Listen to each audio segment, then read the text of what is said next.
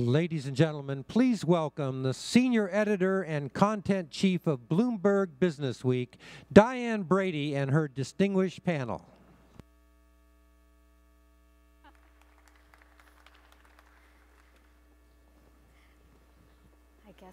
Hi everybody, can you hear me? Because I have this mild trauma from the last panel. We'll let everybody sit down. We were actually all talking about jury duty, so there's resilience for you. Chris has served, you've been called 8 times, you've served 4, and he's been a foreman twice, so we will get into that. And I will, so now that everybody's seated, I'll just introduce our distinguished panelists. I'm Diane Brady of Bloomberg Business Week. We have Rich Wilhelm, Executive Vice President, Booz Allen Hamilton, where he leads the intelligence business.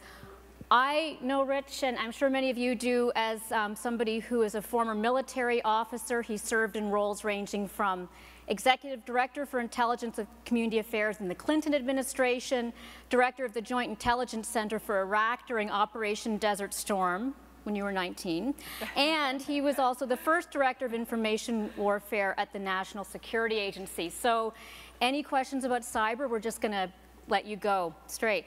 And then we do not have Chris Ward, so I will go to Rebecca Bagley, President and CEO of Nortec, which I'm not sure if many of you have heard of, but it's come on my radar screen in part because of how well Northeast Ohio has been doing. It's a regional nonprofit that helped transform that area. And consider this, in the recession of the 1980s, this part of the country basically had 14% unemployment, while the rest of the country was at 11%. This time, the most recent stats I saw, while we were at 8.3% nationwide, Ohio was 7.4%. So I think it's very interesting to look at how that came to be. And Rebecca's a former investment banker who managed more than $1.7 billion as Deputy Secretary in Pennsylvania. So investment tips are welcome here too. That came up earlier.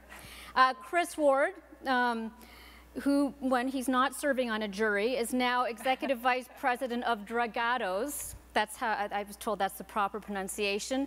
Construction and engineering giant, best known for building dams, tunnels, various other big infrastructure projects. He is much loved in New York as the Executive Director of the Port Authority of New York and New Jersey until November of last year. This is basically the man that got the sprawling World Trade Center project back on track. So if we will have you weigh in, since everybody had 9/11 on the mind, and I'd love to hear your views on that. And last but not least, Tim Manning, Deputy Administrator for Protection and National Preparedness at FEMA. He was New Mexico's first Secretary of Homeland Security and Emergency Management. And I just want to, I just have to list very quickly, I promise we will get to the conversation, but he's a former firefighter, emergency medical technician, rescue mountaineer, hazardous materials specialist, and hydrologist. And that's where you look for water with better technology than the sticks my mother used to use. So we have a fantastic panel, all coming at very different perspectives. And I just want to get straight up and say, what is top on your radar screen right now? We know the big threats. We heard about them earlier. Rich, I'm going to start with you. Oh, what I think about is, first of all, with respect to all of this resilient stuff, and I'm an expert in cyber, and cyber is sort of the backbone of most of our infrastructures. One, we've been here before. And it's interesting, there was a study done, Comrade Stalin, when he ran Russia, was you call him Comrade Stalin? Well, if you're a Russian, if you're a Russian area studies major like That's I am, true. you call him He Tavadich. So, but he was looking for some way to get a study done that showed that capitalism was a failure. And so he went out and he found this guy, Nikolai Kondratov, who worked, I think, for the Academy of Sciences there.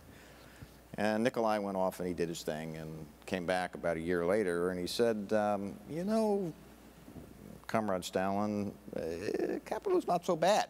You know, he said, you know, you look at the age of steam and, you know, capitalists got in there and look what happened in the United States. And then he talked about railroads, he talked about the auto industry, and you know, he talked about these creative waves of destruction where kind of starts out a lot of private sector investment, things begin to happen.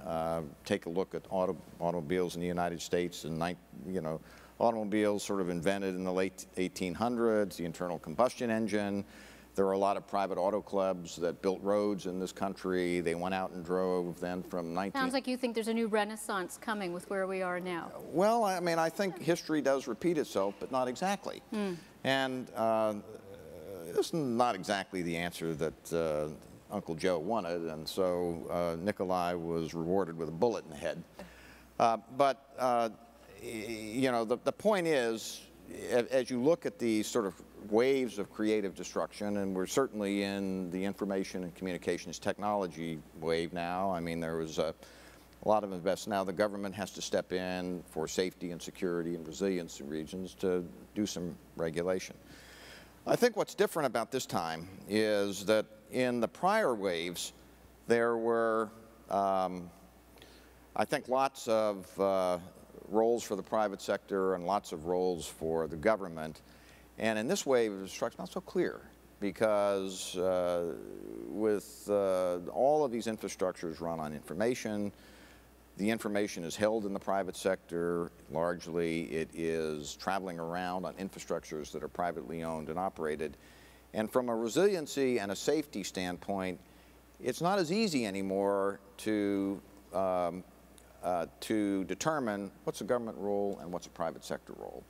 And so we have, what has not emerged out of all of this is a new paradigm that says, okay, how do we govern this thing? And what is the role? Because the real interesting problem is kind of in the middle. I think that, and we will get into that. I think that's an interesting, the whole public-private, and that's certainly something that was important for you. But right now we're in the threats, we're in the sad part before we get to the uplifting part of the presentation. So what exactly is on your mind right now as something that's worrying you?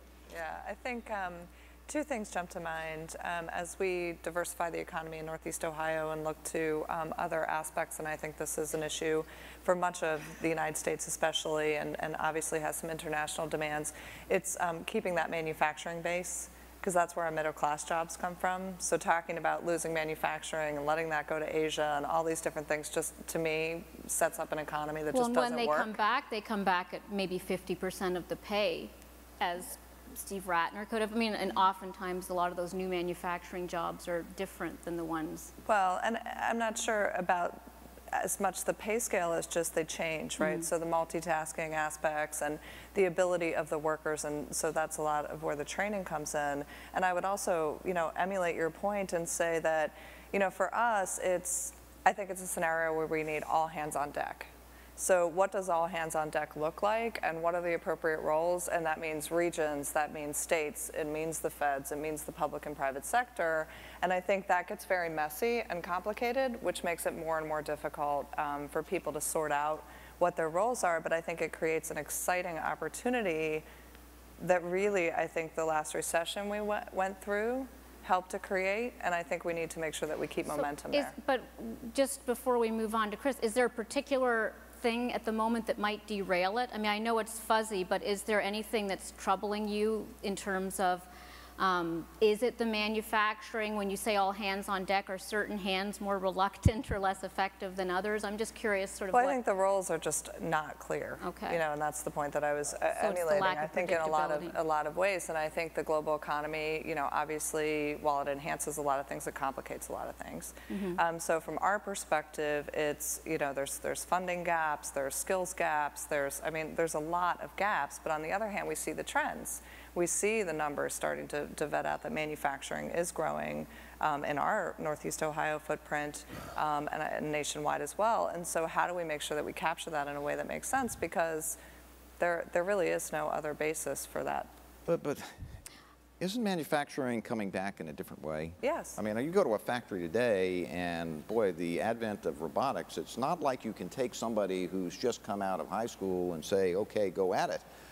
I mean, there's a lot of training and a lot of critical thinking that needs to go into operating those machines, and people have to be able to make, you know, pretty sophisticated decisions. Right.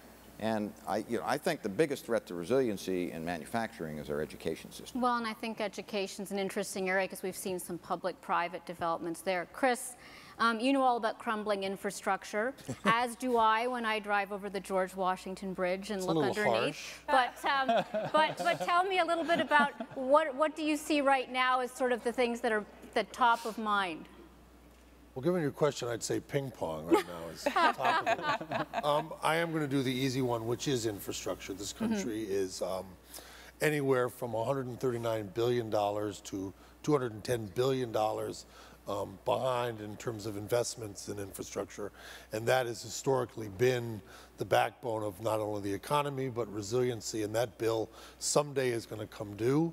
I think because of that, I think politically, I think this country faces, as we heard from the first panel, the loss of the pragmatic center politically to build our infrastructure is now dissipating before our very eyes. And I think that is the political question on top of the funding question. And then last, I thought Christiana in the first panel was very articulate about the crisis of resiliency in the developing world, and I think for there, a new economic model that looks at justice, which has a return for justice for the developing world, will be, I think, the largest macro challenge we face. And I'd like to explore that a little more. Is there a model out there that we should be talking about in terms of this model for justice in the developing world? Yeah, I mean, I think you start with people who think like John Rawls, and that you end up creating a sense of social justice that then has a deployment of resources to maximize the return for those who are least advantaged, and society creates somewhat of a sense of democratic responsibility in creating that distribution of resources, which is more economic and then more just, and then becomes more economic over time. Okay. Tim, I always think of FEMA has to be prepared for everything from, a dirty bomb in Times Square to floods in Louisiana. Something has to give. I'm just curious, what do you think is perhaps overstated as threats, and what do you think perhaps is underappreciated? Well, that's an interesting and obviously very difficult question. There's a comment I heard the other day, that responsible government needs to be prepared for all eventual threats and hazards. And something we've seen recently, is events that exceed our records of events. So we've seen tornadoes, deadly tornadoes, earlier in the season than we have any record of having happened. We see more severe tornadoes and outbreaks, more severe than we've ever happened. We have, up until about a year ago, with earthquakes, we had a theoretical bound around earthquakes. We thought we knew how bad they could be. Our building codes are built around a half a G of acceleration, because that's really about, there was a small percentage that exceeded that. Well, a year ago in February in Christchurch, we had an earthquake that was 2.5 times G, on a fault that was never mapped in an area that nobody acknowledged any risk to earthquakes. A month later, there was an earthquake with 3G acceleration in Japan. So we are, just in the last couple of years, we are seeing a sequence of events that are well beyond what we expected they could be. So that experience has led us over time to really recognize that as we try to identify the particular threat, a particular risk of an event in a particular area, that can drive us to a false sense of security. It certainly isn't. It certainly counters an understanding of resilience. If the idea of being flexible enough, or at least not being so brittle, that when an event exceeds what you understood it to be, you catastrophically fail.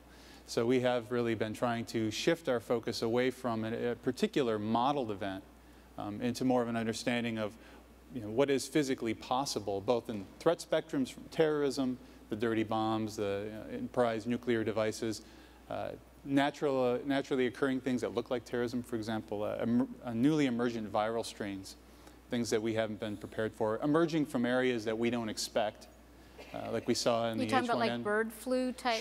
Sure. Like we had pandemic, we as a society expected pandemic influenza to emerge from Asia, like bird flu and like some other things had. And when H1N1 emerged out of Mexico in the Southwest, our plans were not quite.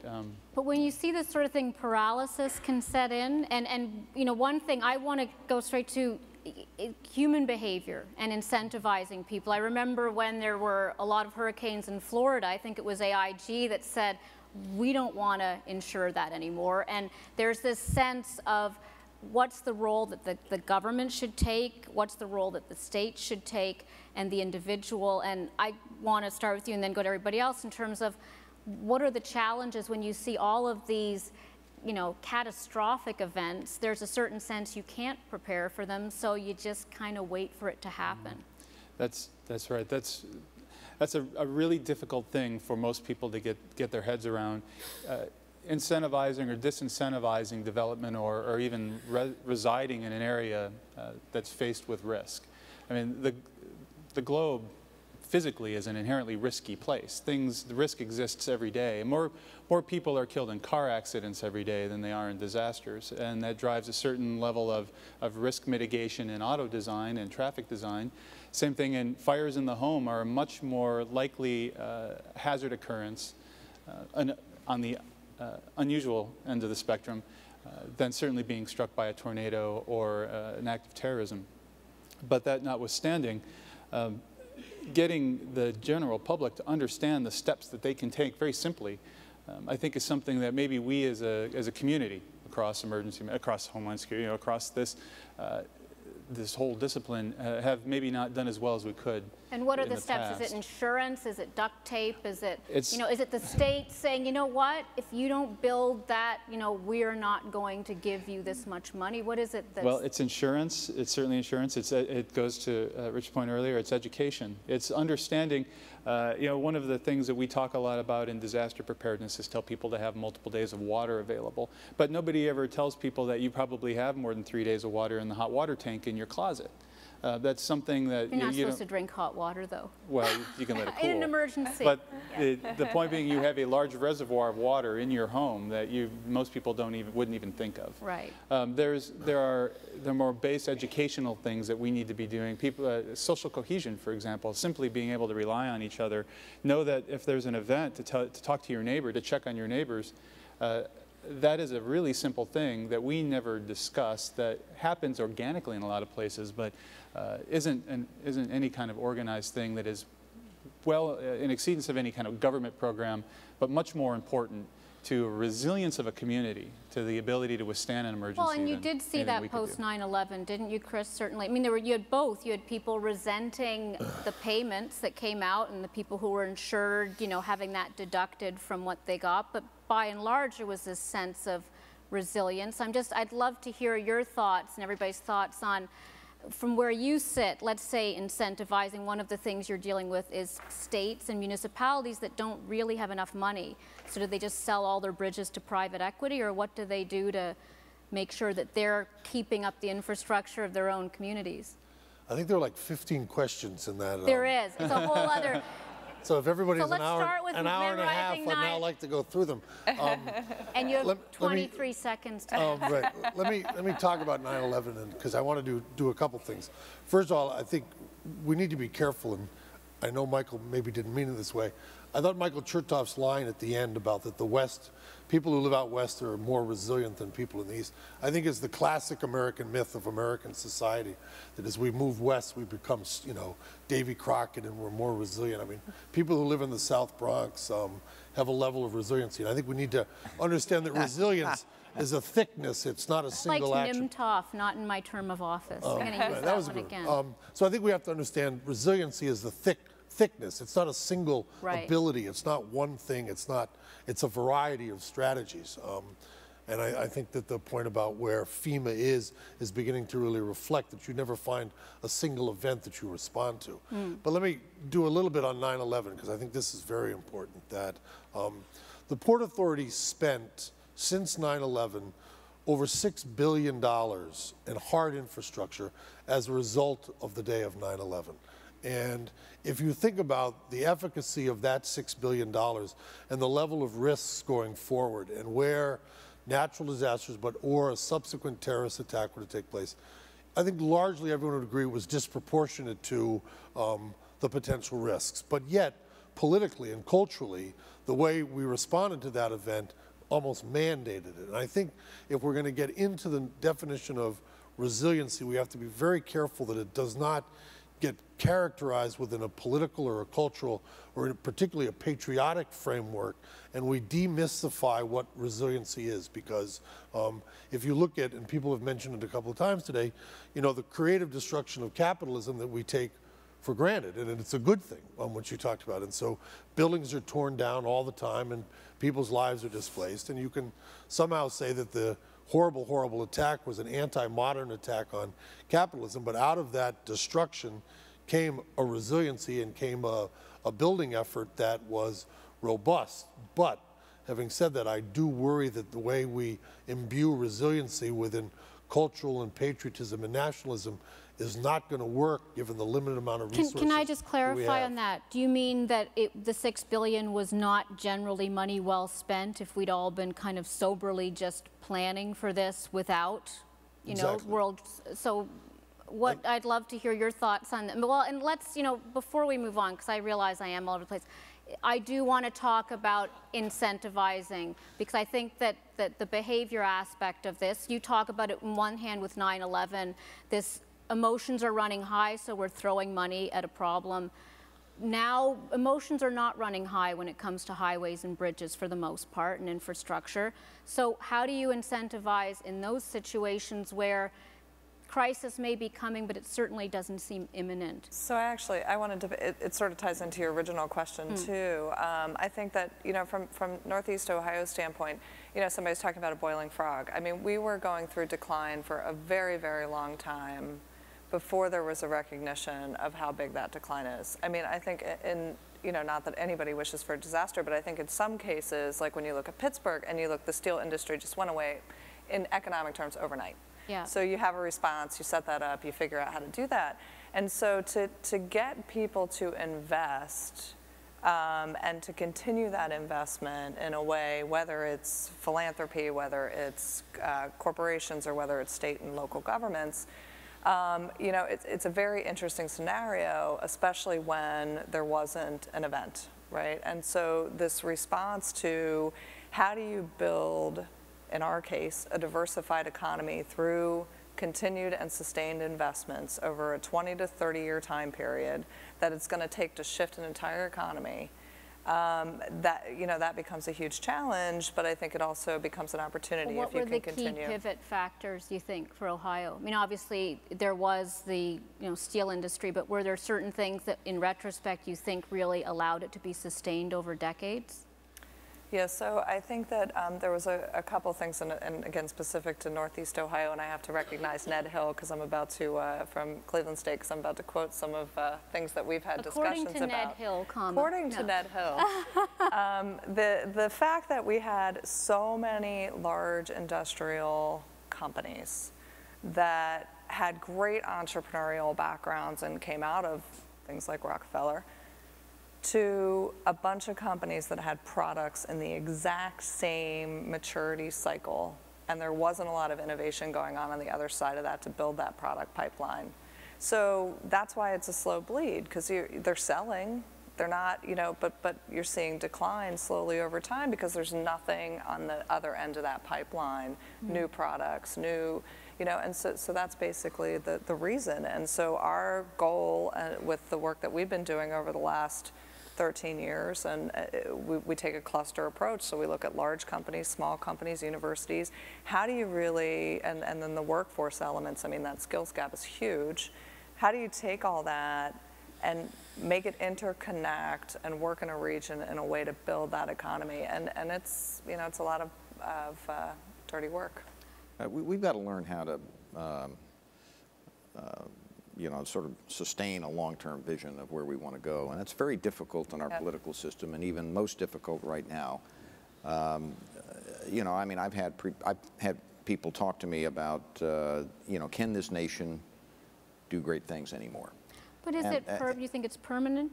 I don't think it's permanent. I don't think it's permanent, but I think this is a complicated problem. It's a very, very complicated problem. I mean, you talk about incentives, and you know, those of us who worked in government, out of government, I'm sure that, Tim, you deal with this every day. I mean, how do you incentivize the constituencies that you have to deal with to all work toward the same goal? I mean, one of the problems in the technology area, and particularly the security technology area, is how do you get individual components of an infrastructure to make investments that go beyond the traditional business cases for those things, for that component, so that the good of the entire infrastructure, that's a very difficult thing. Well, it must be hard for government to keep up. Given the rate of technological change, it's hard almost to anticipate. It is hard for, you know, it is very, very hard for government to keep up. Industry tends to be much more agile. The political system, I mean, if you take a look at everything that has to come together inside the executive branch to solve these fast-moving problems that no single agency can solve, that's difficult enough.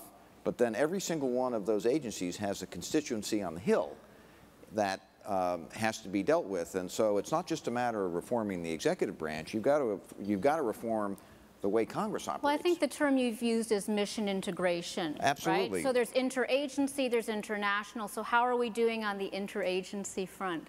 I think it's better than it was, but it's got a long way to go. Better, can you, like, better versus what, 20%? You know, How far are it's we probably from? impolite to say, but I mean, the degree of difference between DHS and NSA over who has a role in cybersecurity is something that's, some progress has been made, but it is nowhere near where it needs to be.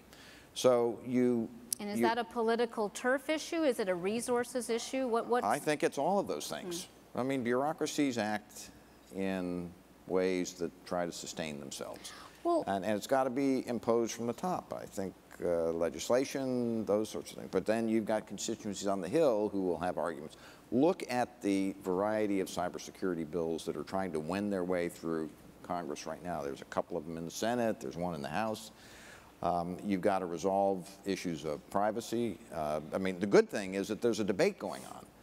The bad thing is that we have, I think, less of an ability in this country right now to forge a political consensus than we have in the past. It's hard to know privacy concerns. Even in I mean, I sort of care when my credit card numbers are taken, but I don't care that much if MasterCard is just going to write off the money that was spent somewhere in Florida. Well, so what? And the interest rates keep going up and up, you should care. But I'm saying if I'm not culpable for that, and so I'm just curious in terms of when we look at. Well, let's go to the political zeitgeist right now. You couldn't use your credit card. What if you couldn't? Okay, what if you couldn't use your credit card? I'm now concerned, but there is this, there's this fear. There's this fear factor right now. Like you talked about the steel industry. One thing that kept that going was tariffs. A lot of tariffs that technically people looked at and said, you know what? These are causing more job destruction than job creation net, like the auto industry. And so talk about the political climate and how much it's impeding us and your sense of just. I wanted to pick up, I'll answer that too, but I wanted to pick up on your comment about, you know, the convening role, though, I think of government or organizations like mine where you can, I mean, I think the answer is a shared common vision among multiple partners. Right. And but there needs to be time and money spent by somebody to bring people together and convene them to develop that common vision, whether it's a specific technology, in our case, whether it's we have regional roadmaps in our specific industries that industry buys into and we execute against. So I think government does have a particular convening power that they can continue to use even through, you know, this sort of muddled mess that is, you know, our political environment right now. And so I think there's huge issues with the political environment. I think, you know, the one that's probably most talked about and sort of the easy answer is that there's just not a lot of consistency. You don't know what the outcomes are going to be to, you know, what's happening. But I do think, especially when you look, well, both administrative and congressional, we see a lot of convening power being taken that can be very helpful. One of the great benefits of the Chinese system, and I'm not a great admirer of the Chinese. Are we going to debate China this early on? Absolutely. I mean, they have the ability to have a long-term vision. I mean, there's this. Demographics are not on their side. The that's a whole demographics are other not on their debate. side, So, but you know, if you can just say when they were building the Three Gorges Dam. Okay, folks, you folks in this village right here, your new village is over here. And everybody has to pick up and get moved. Now, they're not going to be able to do that forever, but they can do it now, and that's one of the reasons that they are able to do that. You can't do that in a democracy. Chris, you wanted to weigh in. I mean, I think, ironically, given the devolution of our federal system and its inability to act properly, I would say that I think resilient strategies for infrastructure in particular are going to rest more and more on local innovation and local governments. You mean sort of the city, at the city level? I think the city and at the state level, that you could, historically you would look to the federal government for that sort of funding, and now I think, I'm pessimistic. I think it's going to be a long time before we're in a new federal role, and I think innovation on the local level is going to become more and more important. And ironically, then it's almost like micro loans within a developing world to solve singular problems which are clear threats for economic prosperity. Chris, the financial infrastructure is global. How does that work? I'm thinking more on specific infrastructure. You know, the derisive comment about the George Washington Bridge crumbling, which it's not. It's on the other hand, I'm kidding. I was on the other hand, let's be candid about the city of New York. The LaGuardia Airport is clearly the crappiest airport in the entire United States, and it needs to be rebuilt. But it has the best coffee. And that that solution is not going to come from the FAA. We got that down pat. Is not going to come from the federal government. It's going to be required to rebuild a new airport with more capacity, more connections, better customer service on a very local level. And that's my point about infrastructure in terms of bridges, roads, tunnels, airports. It's going to be on local municipalities. Is it that dire, though? Because you're seeing a lot of situations where you have these regional hubs springing up. And I mean, I grew up in Glasgow in the 1970s. The Hunger Games. I mean, that was a pretty miserable post-industrial place. Glasgow today is beautiful. You know, New York in 1990, I would argue, was not in some ways as vibrant, as environmentally friendly as it is today. There's a lot in terms of the bike lanes. I mean, we may not be there, but it seems like we've painted a picture of crumbling infrastructure destruction when there's actually a lot that seems to be going on that maybe doesn't counterbalance it, but certainly I think is heartening to a lot of people in terms of where cities are going. Well, I think that's the hope, that you have found signature projects which define what government can do, whether it's Mayor Bloomberg's 2030 plan with Hudson River Park. At the same time, you've got basically New York City is built on all of its public infrastructure is anywhere from 68 to 100 years old. And if it doesn't get rebuilt, whatever economy that is this global economy is going to collapse because people are not going to be able to get to work. People are not going to be able to fly around the world. And that whole world, which we take for granted, is literally on a precipice. So all I'm saying is that to solve that problem, I don't think governments can look to the federal role, since it's going to be a long time before they come back, and innovation on the local level to create infrastructure resiliency is going to require more and more regional creativity. It seems to me, though, I'm not entirely sure that that's not the better model, or at least a very good model. And resiliency inherently is a diversification of the portfolio, the ability to absorb shocks, to be able to to bounce back quicker. Where I think the federal government can provide a strong role is certainly in the investment and infrastructure world, and in my world is an investment to help further initiatives and provide coordination leadership, pulling people together and trying to get everybody's trying to get roughly in the same place to begin with, but trying to get them there together. But beyond there, where you have the ability growing in state and local communities and in the private sector and nonprofit organizations, where it's spread all over, it's less likely to succumb to one particular shock, to one particular failure in one sector or one organization or one event. That has less of a chance of a cascading failure across a much larger community. So I think while it's different than the way we have historically worked, I'm not sure that it might not provide a more resilient model for how we grow. Yeah. I'd like to hear a little bit about and I wanted to ask about some FEMA projects too in the report that you put out, but the World Trade Center, tell us a little bit about what it took. I mean, why did it, first of all, take so long from the outside perspective, but what did it take to get that back on track? Because there are many, many different stakeholders there, and I'd just love to sort of hear a little bit more granular detail as to what you learned from that could perhaps be applied to other projects.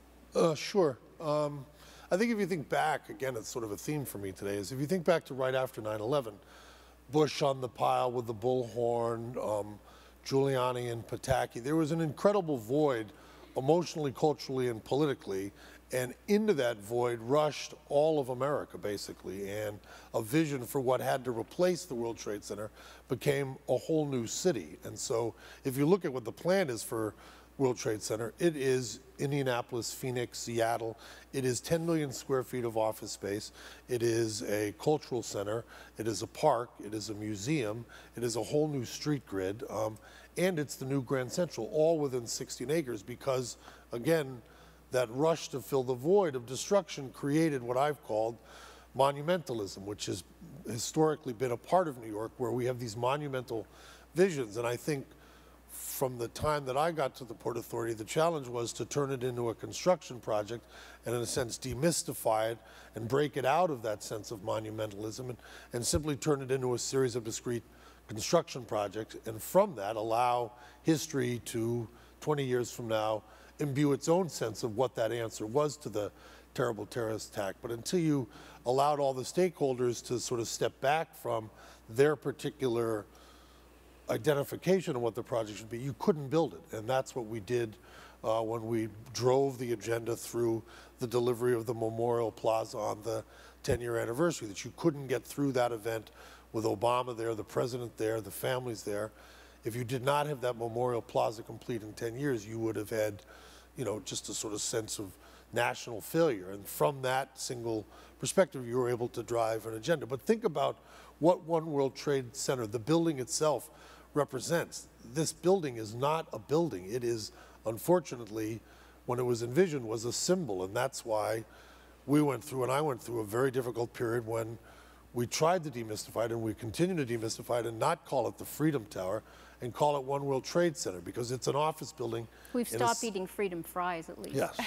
There's some upside. But that building cost $3.2 billion. It's the most expensive building that'll ever be built in the United States because of the reaction to the event, and that the amount of overbuilding in order to ensure that we have answered the terrorists built us the most expensive tower that will never earn. It's hard to resist, isn't it? Because these events do mobilize people into instant action. I mean, take the financial crisis. You know, we had this rush of the TARP money, the federal stimulus.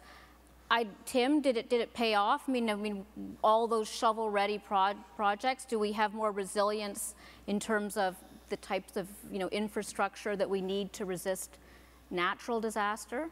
Well, as a recovering geologist and not an economist, I'll leave the economic impacts to all that to other members of the panel. But I can say that the investment that we made into the Homeland Security sector has certainly made us stronger and more resilient. We've seen over the course of the last 10 years, certainly extending back a little bit further past from TARP and such, but a $38 billion investment in state and local responders, just in the state and local sector, $38 billion investment that has paid great dividends. We have a national response framework that a mesh of capability to deal with crises now that we've never had in the history of our country, and where we had previous solutions that were very federal government centric. We would build large capability controlled out of Washington. And it was slow to move, slow to mobilize, effective once applied to the crisis. But now we have this this network of capability around the country. And to use Joplin tornadoes as just a quick example of that, in the past, the search and rescue requirement there, if we had mobilized the national system, would have taken 12 to 18 hours to get moving and probably 24 to be on the ground working. Mm-hmm. Search and rescue was done in the first 12 hours because it was done with capability at local governments in the area that was built with investments from the Department of Homeland Security, from the taxpayers of the entire country, in places like rural Oklahoma and rural Kansas. So that kind of investment into fire stations, into police departments, into small towns has resulted in hometown security and resulted in a homeland security and a national capability to respond to crises that we've never had, and it absolutely makes us more resilient and strong across the country. I think there's a big difference between being able to forge a political consensus around a big catastrophic event and those that are just sort of slowly creeping up on you. And those are the ones that I worry about.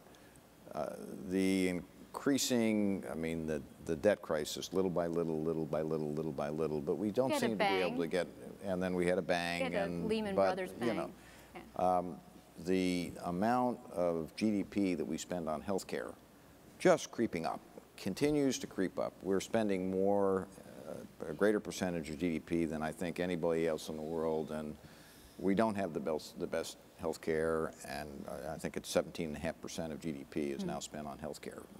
My figures may be wrong.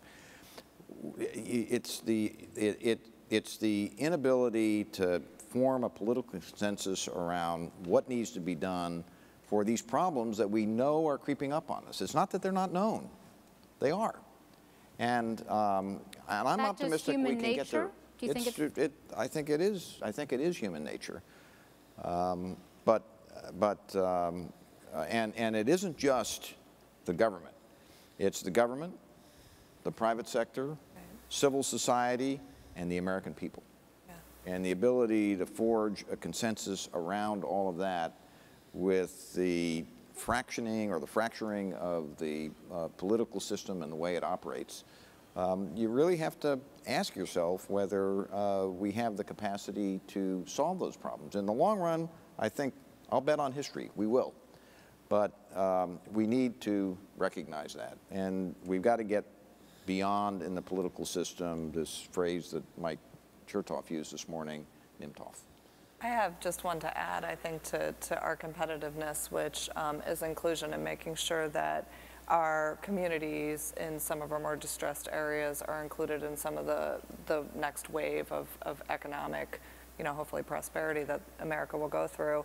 I think it's relevant internationally, although that's not as much my area of expertise. It's how do you sort of rise the boats in a way that, there's some connectivity. And so one of the things we've been very focused on, well, over the course of time in Northeast Ohio, but it's been more on a supplier, diverse suppliers, diverse employees, things of that nature. And now we're looking at, in these new economies, how do we really make sure that that's tied in? And that becomes an education issue, which you and I talked about earlier. How do we make sure that that education level across the board, that there's opportunities into that, but then it also becomes a training issue and other things. So I think making sure that we're rising with a larger population. You get these competing agendas. For example, you talked about homeland security.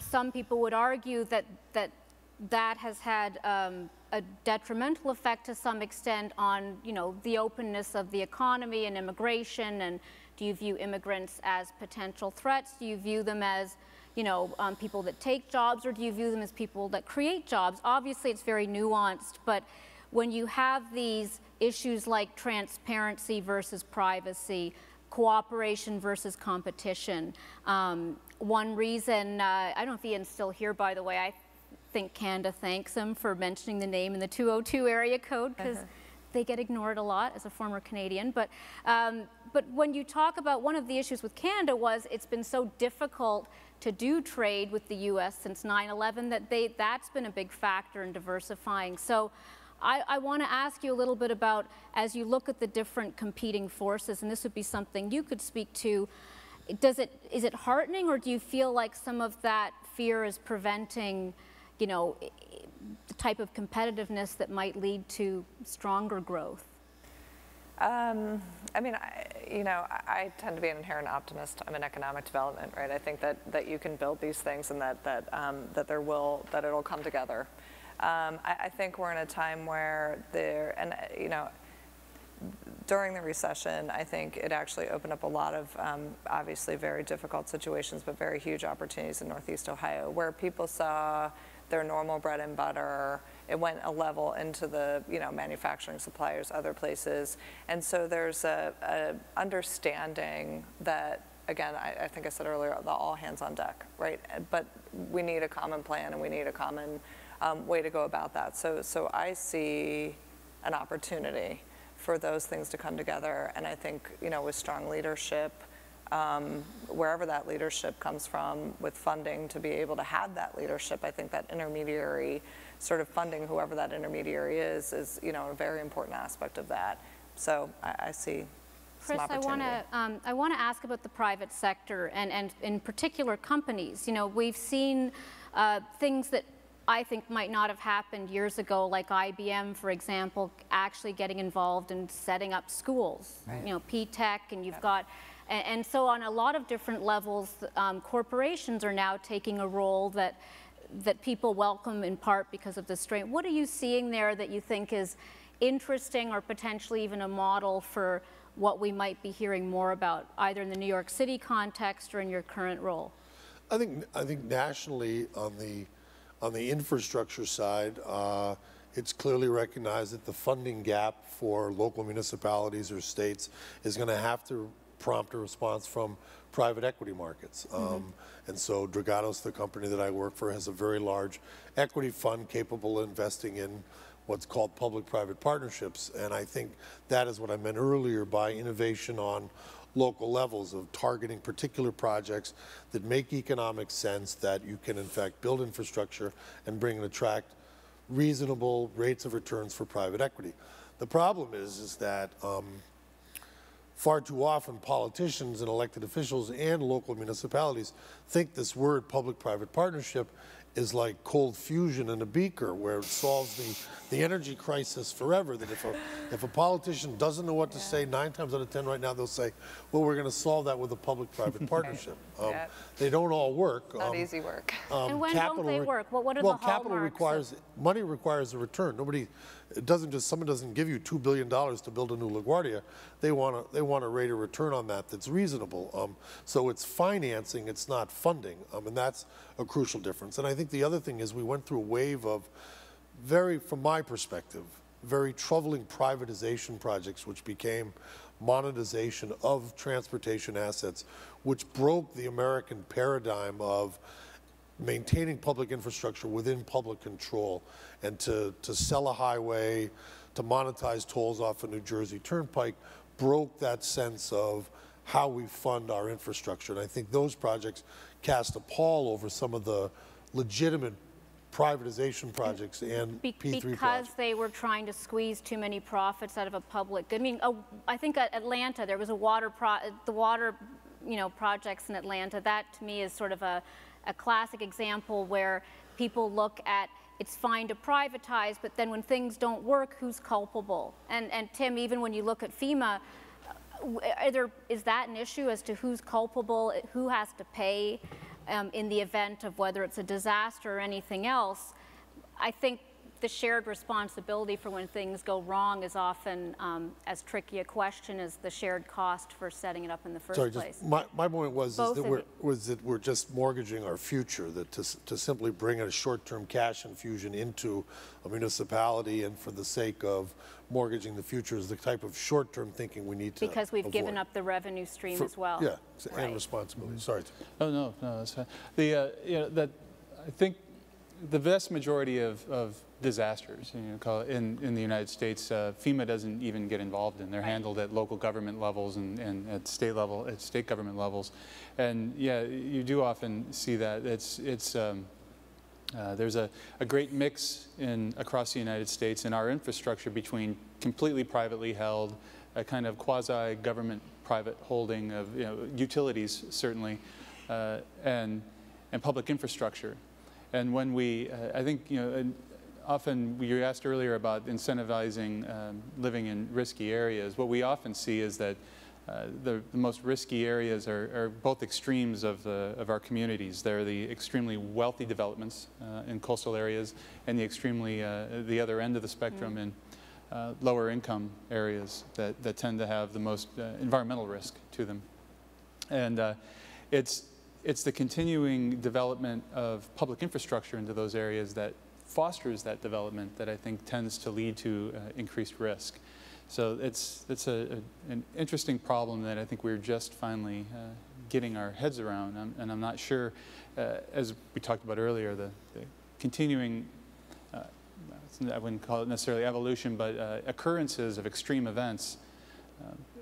And our belief that we understand what might happen with roughly 100 years worth of climate records on a 4 billion-year-old planet, that we think we know what's going to happen, what might happen tomorrow. That's far from the case. And so I want to ask about, we've talked about environmental, there's also economic, social resilience, and we have seen a lot of regulations. Some people mentioned it today, Dodd-Frank, and whether it's say on pay, whether it's capital requirements, and how much does I'd love to hear a little bit more about your view, and I'm going to start with you, Rebecca, just in terms of what's the role of regulation and how much can it enhance or ultimately impede the resilience on the economic front? I mean, how much can you do? Yeah, I mean, I think that I'm thinking, both economic, but also then when you look at EPA and you look at, because we do advanced energy work, which is something that we haven't talked about, having a diverse energy portfolio, I think is one thing.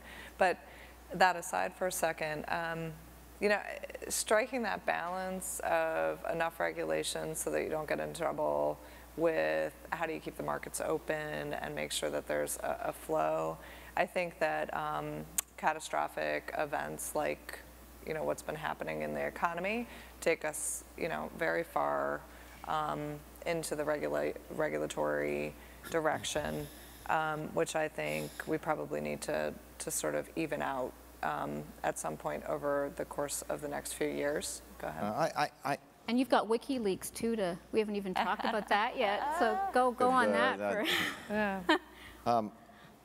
I think the big mistake. One of the things I spent a couple of years in the White House working on the NSC. And we were dealing with the initial phases of this infrastructure protection stuff, and it was the aftermath of the Oklahoma City bombing as much as anything else that caused that to happen. The one big mistake we made was taking the threat of regulation off the table. And I think that was a big mistake, and I think we lost years because we did that. And I also think, with respect to the private sector, the threat of regulation is a great incentive to do something that makes sense, because if the industry can self-regulate, that regulation will probably be smarter than anything the government could. Is it tougher in a global economy, though? Because, for example, banks can go be domiciled somewhere else if they don't like your laws. Yeah, but that's right. But they still, in order to operate in this country, have to meet certain standards.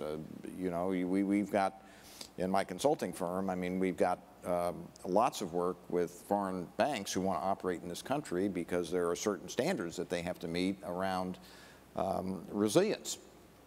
And so I think that, in my view, the federal government needs to play an increasingly strong-armed role in all of this, because I think that there are a bunch of constituencies who won't naturally come together otherwise.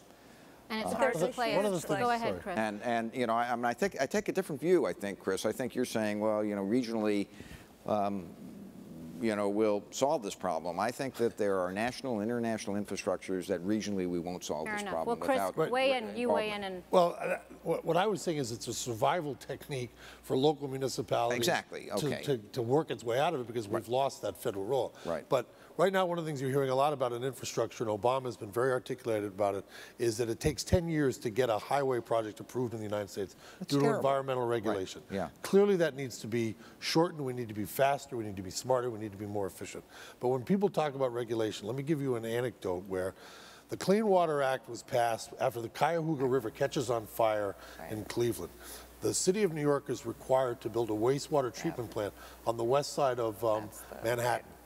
Think about this. Up until 1983, big modern New York City, 1983, every toilet from the George Washington Bridge to Canal Street to the west side of Central Park went directly into the Hudson River untreated. Every day. And it's changed. And until that regulation required that the city, this bright, modern city, actually clean itself up. And the west side, the park, the economic development, the amount that's going to happen on the west side of yards, I would argue is fundamentally a function of that regulation. I want to end off by having each of you give your thoughts on building resilience. You know, as you look out to the next 12, 18 months, whatever the time frame is, what do you want the takeaway to be for this audience in terms of the steps that have to be, either the steps that have to be taken that are, you know, beyond our immediate control, you know, with the government, or individual steps, but I'd love to just get your sense as to what your priorities would be. I'm going to start with you and try to do it, I guess, in given the time, a minute. Fix the education system, big problem. Forge an ability to have a long-term consensus around this, and we've done this before in this country. We've done this before in this country, so it's vision. And we need to do it again. Okay. Those are the two things. I mean, the problem is not technology. The problem is not anything technical. I think things in the regions that apply only to the regions will get fixed, but it's the national and international infrastructures that bother me. So I'm going to just, obviously there's a lot you could say, but the two things that we haven't talked about as much are, as I mentioned, the diversified energy portfolio. I think, you know, continuing not only from a, you know, security standpoint and everything else, but from a competitiveness standpoint. I think like we the need to. Smart grid, or you're talking about the green technologies as well? Both, wind, energy solar. storage, smart grid, electric transportation, you know, all of these different areas. And then I think the other thing that I would say is it's interesting in Northeast Ohio, we're having, I talked about the commitment level and the continuation. There's been starting to be a confusion between strong leadership and finished with what you're doing. You know, and so strong leadership and a vision doesn't necessarily translate into we need to then stop, you know, focusing on this and we can move on to something else, whether it's money or time and resources. And so that's just an interesting issue that we're facing. Okay. Chris? It's a large answer to an even larger question. I mean, I just think that somehow the pragmatic center of the American political dialogue has to be reestablished. Both the left and the right have taken us far too afield, and from that, I think you have to start small and build pragmatic solutions that people start to see and reinvest a sense of what government does on a local or national level is tangible, and that money that's raised goes and builds a better road, a better hospital, or a better school. And that's going to have to, after this, you know, 30 years of retreating that, be built in a very slow, pragmatic way. All right, I'll try to take a slightly different tack then, and pivot off a little bit of the regulation conversation. I think resilience, opportunities for resilience is simply stronger, better preparedness across the areas that don't normally focus on it. We've been talking a lot this morning about the larger economics and the whole economy, and focusing largely on large corporations, the big multinational corporations, and we heard from our friend from Swiss Re earlier, but the majority of the economy is driven by small businesses.